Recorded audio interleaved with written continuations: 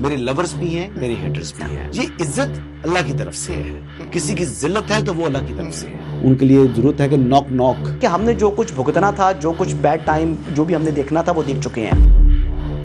حسن ایوب خان کے تمام دیکھنے والوں کو السلام علیکم. ناظرین، بڑے افسوس کی بات ہے کہ دہشت گردی کے خلاف ایک طویل مدت سے جو پاکستان ہے وہ جنگ لڑ رہا ہے ایک فرنٹ لائن اسٹیٹ کے طور کے اوپر، اور جس میں پاکستان کی سیکیورٹی فورسز اور پاکستان کے جو سیولینز ہیں انہوں نے اپنی جانوں کی قربانی دی. لیکن اس کے باوجود ایک اگر آپ دیکھیں تو اس سارے معاملے کی تاریخ کو دیکھیں تو جو شدت پسندی یا دہشت گردی تھی، جن لوگوں نے اپنا مسلح جتھے بنائے، ان کے ساتھ متعدد بار مذاکرات کیے گئے، ان کو راہ راست پر لانے کی کوشش کی گئی، پھر اس کے بعد ان سے راہ نجات تلاش کی گئی. آپریشن راہ راست ہوا، آپریشن راہ نجات ہوا، ضرب عزب ہوا.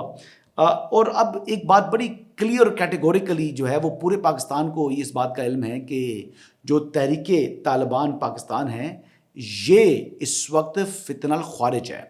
اور ان سے متعلق ریاست پاکستان نے اپنی پالیسی واضح کر دی ہے کہ یہ انسانیت کے قاتل ہیں، یہ مسلمانوں کے قاتل ہیں، اور ان کا اسلام سے دور دور تک کوئی تعلق نہیں ہے.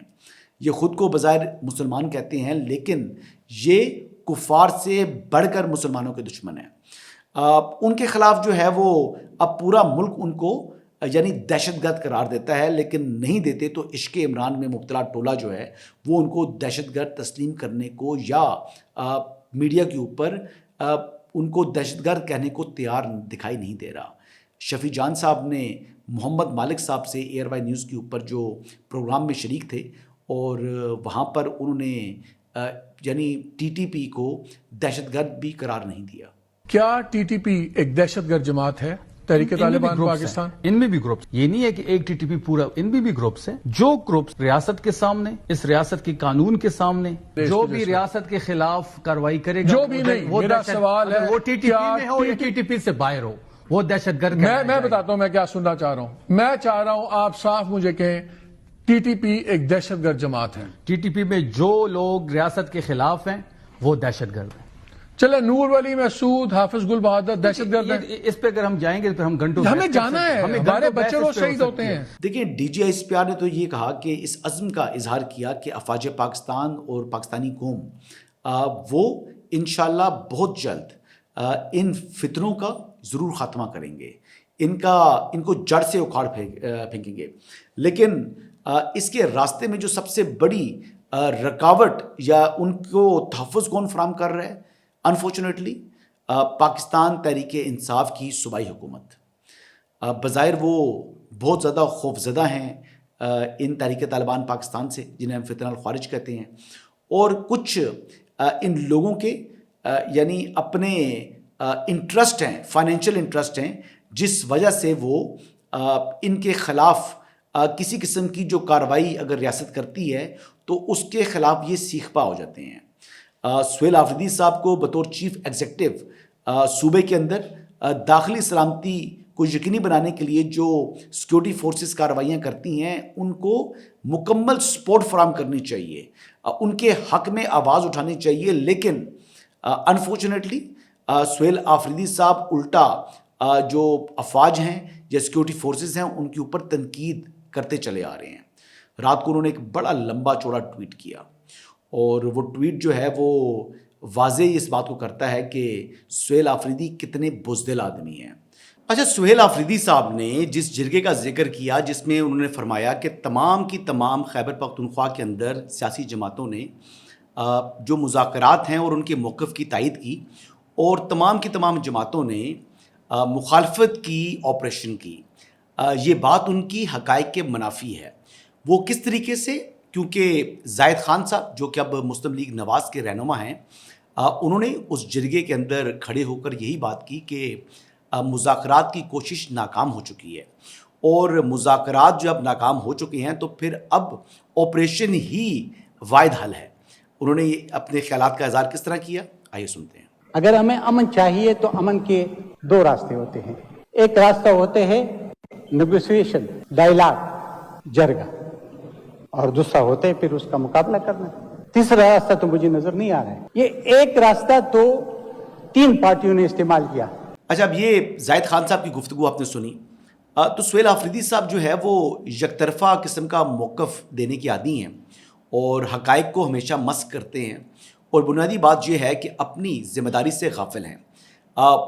बतौर चीफ़ एग्जीक्यूटिव खैबर पख्तूनख्वा उनकी ये ज़िम्मेदारी बनती है कि दहशतगर्दी के ख़िलाफ़ उनकी आवाज़ सबसे मुअस्सर हो। उनकी ये ज़िम्मेदारी बनती है कि दहशतगर्दी के ख़ात्मे के लिए सिक्योरिटी फोर्सेस के हर ऑपरेशन की वो तायीद करें, लेकिन वो इसके बरक्स इश्क़ इमरान में मुब्तला होते हुए इमरान खान के मौक़िफ़ की तायीद करते हैं और कहते हैं कि दहशतगर्दी के ख़िलाफ़ जारी ऑपरेशन से नुकसान सिविलियन का होता है। ऑलरेडी ये लोग मसाजिद को टारगेट करते हैं, ये इन्होंने स्कूल्स को, कॉलेजेस को, तालीमी इदारों को टारगेट कर रहे हैं, और साथ साथ अगर ये बात की जाए तो ये शील्ड के तौर पर मसाजिद को भी इस्तेमाल करते हैं। और इसका तमाम विजुअल एविडेंस कल वीडियोस प्ले करके DGISPR ने अपनी प्रेस कॉन्फ्रेंस में दिखाया। बेशर्मी की इंतहा है जी, बुज़दिली की इंतहा है, और यानी झूठा बयानियाँ बनाने की कोशिश की जा रही है कि जनाब ये दहशतगर्दी के ख़िलाफ़ ऑपरेशन नहीं होगा, ये बल्कि पाकिस्तान तहरीक इंसाफ के ख़िलाफ़ ऑपरेशन होगा। मुझे तो आज जो बयानियाँ तहरीक इंसाफ वाले यानी बना रहे हैं, इनकी बातें सुनकर तो ऐसे लगता है कि इनमें और तहरीक तालिबान अफ़गानिस्तान में कोई फ़र्क नहीं है, और बज़ाहिर इस बात के शवाहिद मौजूद हैं कि तहरीक तालिबान पाकिस्तान हो जाए या तहरीक तालिबान अफ़गानिस्तान हो जाए, इनकी पुश्त पनाही के ऊपर जो है वो हिंदुस्तान कर रहा है। इनको यानी ये बतौर इंडियन प्रॉक्सीज काम कर रहे हैं, लेकिन फिर भी जनाब उनसे मुतल्लिक ये बात करते हुए इनकी ज़ुबान जो है वो लरज़ जाती है। देखें, वाना के अंदर जो कैड कॉलेज है उसमें स्टूडेंट्स थे, उन स्टूडेंट्स को टारगेट करने वाले क्या वो दहशतगर्द नहीं हैं? अब उनके ख़िलाफ़ लड़ते हुए हमारी अफ़वाज पाकिस्तान के यानी पाक फ़ौज के 3 लोगों ने जो है वो शहादत हासिल की और वो अपनी जानों की कुर्बानी दी। लेकिन ये इतने कहते हैं एहसान फरामोश हैं, ये इतने कमज़ोर हैं कि ये उनकी जो ड्यू ताज़ीम बनती है, जो उनकी तकरीम बनती है, वो ये करने को तैयार नहीं है। ANP ने अपने सीने के ऊपर गोलियां खाईं। जो थे शुजा खानज़ादा साहब मुस्लिम लीग नून वाले, उन्होंने भी इनके ख़िलाफ़ जो है वो कार्रवाइयाँ की और उन्होंने अपने सीने पर गोलियां खाईं।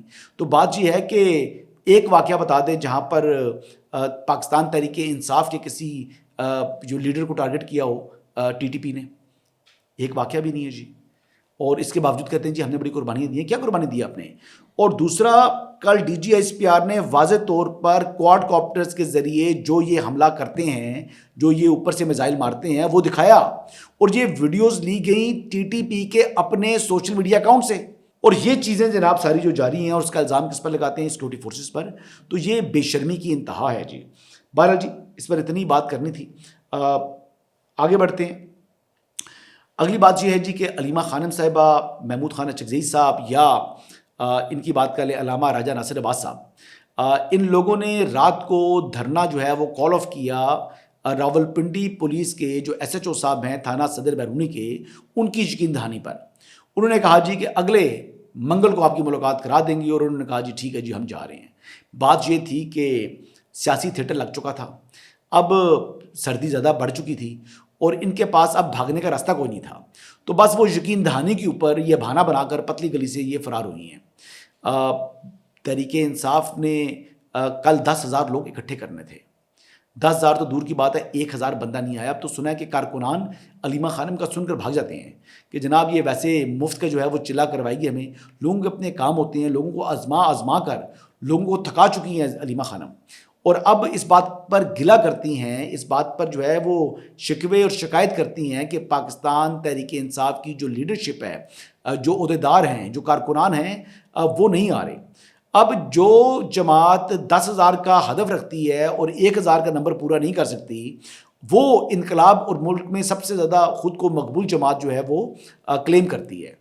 अगर मकबूलियत यही है इनकी, तो फिर यानी मैं तो इस बात पर मुझे ताज्जुब का इज़हार है। अल्लाह इनको ऐसी मकबूलियत मुबारक करे। इसके अलावा जी एक बात अहम ये है कि مذاکرات کے حوالے سے جو پرائم منسٹر آف پاکستان ہیں انہوں نے اسپیکر نیشنل اسمبلی کو گرین سگنل دیا ہے. حکومت تو سنجیدہ ہے لیکن حکومت نے یہ فیصلہ کیا ہے کہ مذاکرات صرف الیکٹڈ لوگوں سے ہوں گے. جو ان الیکٹڈ لوگ ہیں یعنی جو پارلیمانی پارٹی کا حصہ نہیں ہے وہ لوگ مذاکرات کے اندر نہیں بیٹھ سکیں گے. تو اس میں ایک شخص کی چھٹی ہوتی ہے جی, ان کا نام ہے سلمان اکرم راجہ صاحب. بیرسٹر گور صاحب کیونکہ رکن قومی اسمبلی ہیں وہ مذاکرات کے اندر بیٹھ سکتے ہیں. ابھی تک اسپیکر صاحب نے ان کو ملاقات کی دعوت دی ہوئی ہے, ابھی تک یہ لوگ وہاں پر نہیں گئے, اسپیکر صاحب سے ملاقات نہیں کی. تو سنجیدگی کا عالم یہ ہے کہ لوگ یہ اکٹھے کر نہیں سکتے. عوامی رابطہ مہم جو ہے وہ چلائی جا رہی ہے وہ بھی انتہائی کمزور ہے. پنجاب کے اندر بیڈلی ایکسپوز ہو چکے ہیں, ضمنی انتخابات آپ ہار چکے ہیں, لیکن اس کے باوجود لٹ گئے پٹ گئے مر گئے والا جو ہے نا آپ کا بھی نہیں چل رہا ہے. آخری بات جی اس میں آج کی جو ولاگ ہے اس کے اندر کہ جیل کے اندر عمران احمد نیازی صاحب کی اور ان کی اہلیہ بشرا بیگم کے درمیان جو ہے ملاقات ہوئی ہے. جیل ذرائع کے مطابق 45 منٹس دونوں میاں بیوی کو جو ہے وہ ملایا گیا, جس میں انہوں نے ایک دوسرے کا حال احوال دریافت کیا اور ظاہری بات ہے اپنے جو اپڈیٹس ہیں جو شب و روز گزرتے ہیں اس پر بتایا جی کہ کیسے حالات اور دن و رات ان کے گزر رہے ہیں. آپ یہ دیکھیں کہ تحریک انصاف جو ہے وہ عمران خان صاحب قید تنہائی میں ہیں لیکن جیل کے اندر اپنی اہلیہ سے ملاقات ان کی ہو رہی ہے.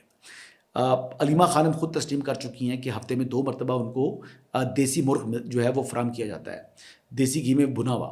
اچھا ان کو مشقتی ملا ہوا ہے, ان کو جناب ڈرائی فروٹ ملتا ہے, نٹس ملتے ہیں. انجینئر محمد علی مرزا صاحب نے بھی بار آ کے بتایا کہ وہ 6 جو چکیوں کی ایک جو ہے وہ اس میں وہ رہتے ہیں جہاں پر ایک چکی کے اندر 9 بندے رہتے ہیں, یعنی 9 بندوں کی ایک چکی ہے لیکن عمران خان صاحب کو 6 چکیاں ملی ہوئی ہیں. تو جب یعنی درجنوں لوگ جہاں پر رہتے ہیں وہاں پر اکیلا عمران خان صاحب ٹھاٹ باٹ کے ساتھ رہ رہے ہیں لیکن اس کے باوجود کہتے ہیں جی غیر انسانی سلوک ہو رہا ہے. اب معاملہ یہ ہے کہ یالدہ حکیم کے سامنے جا کر جو یہ بیانیاں تو بنائیں گے لیکن جھوٹ بولتے ہیں وہاں پر اور انٹرنیشنلی لوگ سمجھتے ہیں کہ جو یہ کہہ رہے ہیں یہ سچ کہہ رہے ہیں, جبکہ جب ڈومیسٹکلی بات کرتے ہیں تو وہ باتوں کو تسلیم بھی کر جاتے ہیں. یہ پاکستان تحریک انصاف کے جو ہے نا 2 چہرے ہیں جو بڑے واضح ہو رہے ہیں. اور 2 چہروں کی بات کروں تو ایک چہرہ مجھے اور یاد آ رہا ہے اور وہ چہرہ ہے جناب ایمان حاضر مزاری صاحبہ کا. ایمان حاضر مزاری صاحبہ نے جناب درخواست دے دی جج صاحب کو کہ جناب DGI نے کل پریس کانفرنس کے اندر مجھے دہشت گردوں کا وکیل قرار دیا اور یہ مجھے قرار دے کر میرے مقدمے کے اوپر اثر انداز ہوئے ہیں جس کے اوپر انہوں نے نوٹسز جاری کر دی ہیں. ایمان حاضر مزاری صاحبہ کو معلوم ہے جو ان کے ٹویٹس ہیں جو وہ کر گزری ہیں ان کا اعمال نامہ ہے اس میں ان کو سزا ہونی ہے, لیکن اب وہ سزا سے بڑی خائف ہیں لیکن اس کو وہ ایک ڈفرینٹ قسم کا رنگ دینا چاہ رہی ہیں. بہرحال ان کی جو ہسبینڈ ہیں ان کو کم سزا ہوگی اور ایمان حاضر مزاری صاحبہ کو ہسبینڈ کے مقابلے میں زیادہ سخت جو ہے وہ سزا ہونی ہے. ان کا دہشت گردوں کی جو وکالت ہے یہ ایسی کوئی بات ڈھکی چھپی نہیں ہے. جو مہارنگ بلوچ ہیں یا بلوچ یکجہتی والے لوگ ہیں وہ انڈین پراکسیز ہیں اور اگر ان کی یہ وکالت کرتی رہی ہیں ان کے حق میں یہ آواز اٹھاتی رہی ہیں تو وکالت کی پھر اور کیا تعریف ہے. اور اگر یہ کہتی ہیں جی کہ بلوچ یکجہتی کمیٹی والے لوگ جو ہیں یہ دہشت گرد نہیں ہیں, یہ دہشت گردوں کے سوشل ایکٹیوسٹ فیس نہیں ہے ان کا, تو پھر جعفر ایکسپریس میں جو دہشت گرد جہنم واصل ہوئے ان کی لاشیں اٹھانے کے لیے کیوں گئے تھے یہ لوگ؟ تو یہ ایک بہت بڑی دلیل ہے جی. اور جعفر ایکسپریس جو ہے 2025 کے جو سب سے بڑے واقعات تھے جس کے دہشت گردی کے ان میں سے ایک واقعہ ہے جی.